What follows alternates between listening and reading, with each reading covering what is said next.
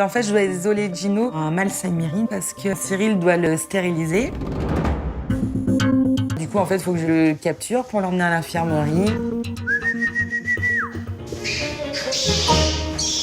Ça se passe assez rapidement, le temps de l'attraper. Ensuite, on part directement à l'infirmerie. Cette opération, il s'agit d'une castration. Comme Gino et Dumbo vivent avec leur sœur, leur mère, leur tante, etc., pour éviter qu'on ait des problèmes de consanguinité, on préfère donc les castrer. Okay.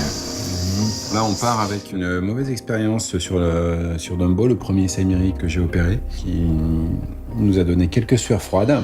Et donc là, je m'aperçois que Dumbo ne respire plus. Il y a l'enjeu de la vie de l'animal. Là. La première opération avait eu lieu avec un animal qui, en fait, il recevait le gaz anesthésique uniquement par le masque. Et là, je prends la décision de tout de suite l'intuber, en fait. Si jamais on a un souci à nouveau d'apnée, c'est-à-dire que l'animal s'arrête de respirer, on a directement la sonde qui est en place. Et là, pour le coup, on peut apporter l'oxygène immédiatement. Bon, c'est un gain de temps considérable. Et un gain de stress. Ok, c'est bon, là tu peux y aller. Ok, impeccable. Une fois que tout est prêt, que l'animal est stable, eh ben on y va, on attaque.